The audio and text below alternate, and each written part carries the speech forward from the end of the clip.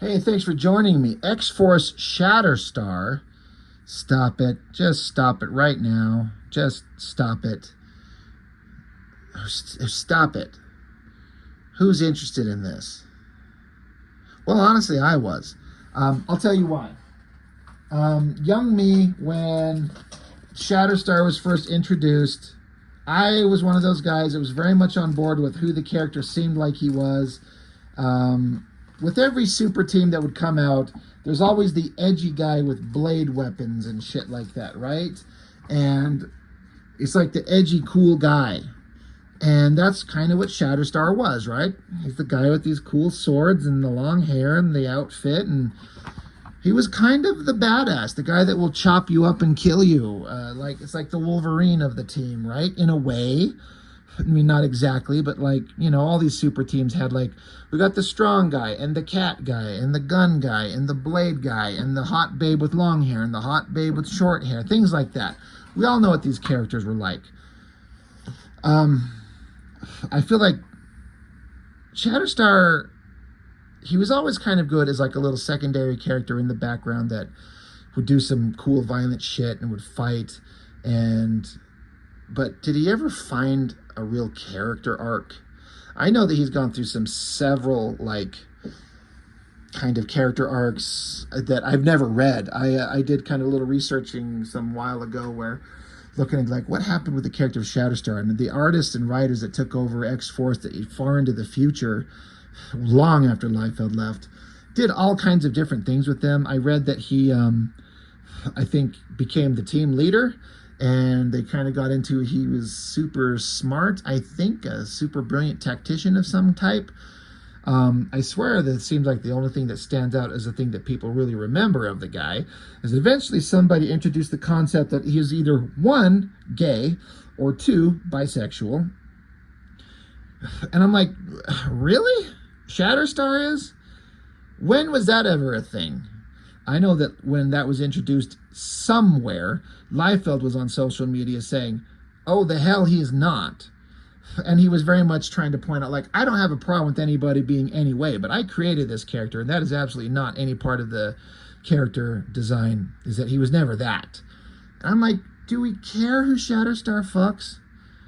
I mean, if you're writing a character long enough, you're eventually going to get into personal motivations and relationships and characterization. And so in a way you start, not that you care who he's fucking, but where does the character's interest go? If you follow a character long enough, you can't just have him fighting and chopping people's heads and hands off all the time. You want to see the human aspect. So I guess you would get into stuff like that, and that's fine. And is there any reason that Shatterstar couldn't be into dudes? Or both? He's the pegger and the peggy? I don't know. All I know is that it feels like Shatterstar was always given... People kept trying to find a way to define who and what he was. And I don't know that anything ever stuck. And when I think of Shatterstar, the only version I give a shit about is the version that Liefeld created, which is like this secondary character that showed up, and he was mysterious, and he's got awesome swords, and his weapons are always supposed to be this long double-bladed weapon and the shorter, thicker, stumpier one. I love the combination of the two. This is always the best version of the weapons for me. These, to me, were as iconic to him as was Wolverine's claws or Captain America's shield. Specifically, the double-bladed sword. But, you see how over here, there's a big gap between it, so it's very obviously double-bladed. That is a special, specific, unique weapon to Shatterstar. Liefeld can't be bothered to put it in this drawer. He just goes to generic sword with generic hilt and busted blade, and you could be like, did he lose his sword? Is this not special or unique? He brought it with him. You can give all kinds of reasons why the character doesn't have this weapon anymore, but to me, it's part of the iconic design of the guy. And if he doesn't have it, it's like Captain America without his shield, or Wolverine without his claws, or Thor without his hammer, or Iron Man without his armor, or Black Cat without great tits, or whatever. So Shatterstar needs to have the double-bladed sword. And if I did it, he would have the long, skinny double-bladed one and the short, thicker, machete-looking one. That's just what works for him. And he's never had a better outfit than this classic Liefeld design. Say what you want about Liefeld. I certainly do myself about his art and his work on this channel. This white outfit with the cape, the loose billowy shirt. It's almost like a swashbuckling kind of piratey thing that I always saw it as. And I don't think there's ever been a better design than that. Even the long ponytail and the braids, which are kind of stupid, and the stupid football like helmet looks like turds wrapped around his face. I mean, that's just, to me, that's the first time I ever saw that design that Liefeld would put on a character, and then he now subsequently puts it on every other character. So, to me, that is Shatterstar's helmet, and it looks fine with him. So, he's not even in an outfit close to that. He's in some alternate version of that stupid mask. He's still got ponytail and braids, but he doesn't have the double-bladed sword. Hell, look at his hands holding that sword. You got his left arm and left hand holding the sword. Where's his right hand? It's just perfectly hidden behind his other hand. And this is the cover from this artist. Don't you dare call him out on anything. He'll tell you that he's a magical genius. And he'll ban you and tell you that you're a piece of shit. Shatterstar, X-Force. So credits are not anywhere until the very last page. Rob Liefeld plot. Brandon Thomas script. Marat Mychaels art. So Brandon Thomas, wasn't he? Sorry, I thought I had it right here. Did he do, was it the Glory book? Sorry, I know I've got these things sitting right here somewhere, and this is just great YouTube channels content. Whatever. That's a guy who did, was it Prophet or Glory? Somebody correct me. But, so Liefeld comes up with the basic idea, and then Brandon Thomas writes the story, and Marat Mychaels on art. I've had a lot of not good things to say about Marat Mychaels' artwork. His Brigade miniseries back in 92 or 3, just awful. But he got better. He got pretty good. I mean, look at this. Full backgrounds, building details, a bunch of regular people in a real setting, in real clothes, in realistic kind of environments. He was not capable of this shit when he started. Now, no one is, right? No one is capable of this when you start out. You have to learn how to do this. And he got given awesome gigs to do from Liefeld. Like, hey, you're my buddy. You've been drawing backgrounds and shit in X-Force, even though they all deny it. Come draw Brigade. Who wouldn't take that job? It looks awful. But this, Marat Mychaels, like, that guy's come a long way in 2005, and he's even better now. So credit to the guy for putting in the work and learning, and it shows. Great shadows, pretty solid anatomy, pretty cool poses. I like the little ninja stance that he's in here. Again, I wish Shatterstar was in his classic outfit. You can barely make it out, but there are 2 blades on this sword. But the version that I like is when there's a bigger visible gap between the blades. Like, it needs to stand out as super obvious. Man, I still look at these old New Mutants and X-Forces, and I still get nostalgic for this stuff.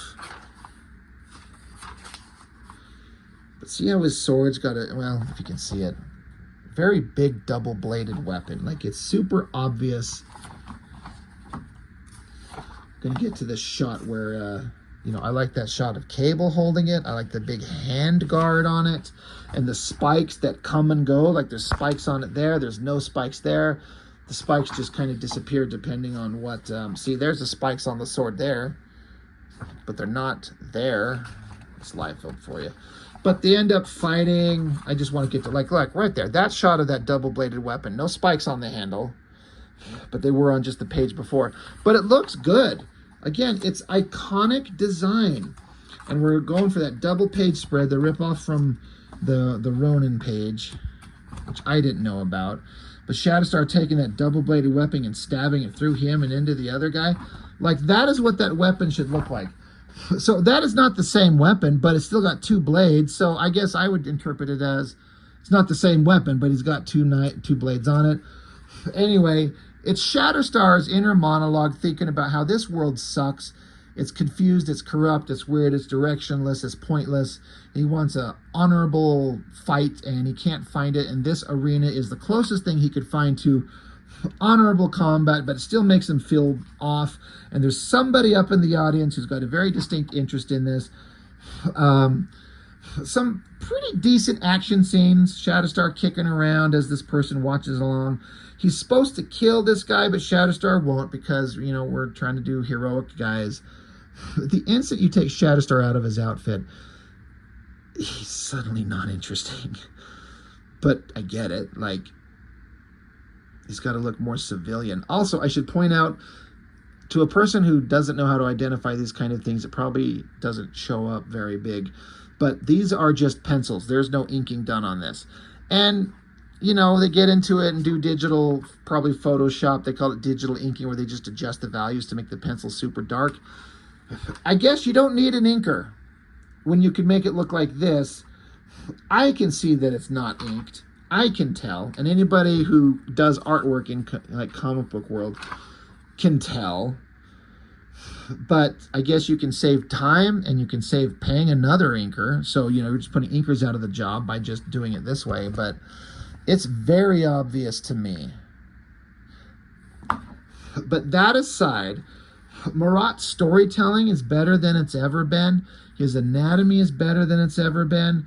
His flow works. I like how he fights this guy and picks him up and does a big old wrestling DDT move. Boom, right on the ground. And some bug-eyed chick with white hair. Oh, who could this be? If this is Shatterstar, what characters are we going to be talking about here? She's like, you need to go kill this guy. And she's like, no, you're going to do this for me. You are going to kill him for me. You are going to. So now Shatterstar doing some like Zen kind of bullshit meditation stuff. Again, it's not bad. If you saw his old work in Brigade, #1, and that you could just, I guess I'm just trying to say that Marat has gotten so much better, and I respect him for growing and learning. This old classic shot. It's funny that it's supposed to be like Shatterstar is like the focus, and then this is like the images of the classic X-Force team, but he looks like he's fucking giant compared to everyone else who's small. That's not what's going on. Warpath, Feral, Siren, Boomer, Cannonball, Cable, Domino. Classic team. Love them. But he's just kind of reminiscing about the good old days, I guess. See, there he is in his classic outfit. It looks better. Fight me. But he's standing around doing cool ninja shit with ninja swords. It looks like this blade's got two blades on it, that weapon, I guess. Ninjas attack him, so he fights them off, jumps out of the window, cartwheel flip, lands, crotch shot. We can't ever go too long without getting one of those. Crashes on the ground. Fight, fight, fight. They're having conversations about, you must die. No, you must die. Kicks that guy in the nuts. It's all fine stuff. Fight, fight, fight. I like that, you know, Marat's not trying to go for like an anchor image on these pages. He's just doing storytelling. There's no giant shot of Shatterstar fighting and then the crowd the rest of the fight around there. Like, he's had the opportunities and he's taken them to do big, cool, badass shots. But when you need to start squeezing in their storytelling, he's got it in there. He's doing it. Look at this, 12 CDs for the price of one. Really? Crotch shot, always fun. Sword fights continuing. Shadows are looking great. Kick to the head. See, there's your kind of awesome shot. But then he finds out that the guy that he was told he was sent to kill is this guy. So now we have to stop. We have to talk much later. And by the way, there's some bad guy with the name of Skorn, Skornn, because of course it is, because that's how Liefeld does everything. He's going to wipe out the mutant race, and so how is that going to happen? He's got this little tiny dagger that he gives him. It's called the 5 Fingers of Annihilation. I swear this has come up in some future Liefeld written X-Force stuff. This little tiny dagger, I think it has something to do with Apocalypse, I think. I can't remember. But it's funny because it's this little tiny little thing. I get it doesn't have to be a giant weapon, but it also looks a little tiny. It's too thin, it's too skinny, it looks weak. I don't know. So Shatterstar's like, this shit's gotten too complicated for me. So he does this giant hand coming forward with this little tiny cute little dagger up front. That's adorable. He's going to do something. He's going to fight. I will find out the truth. I will do whatever is required. Meanwhile, some chick sitting in a chair, and if you know anything about the Marvel Universe, you already know who the fuck this is. She stands up and get a nice ass shot that they covered up in lettering. Come on, guys, show us the ass. Multiple arms. It's Spiral.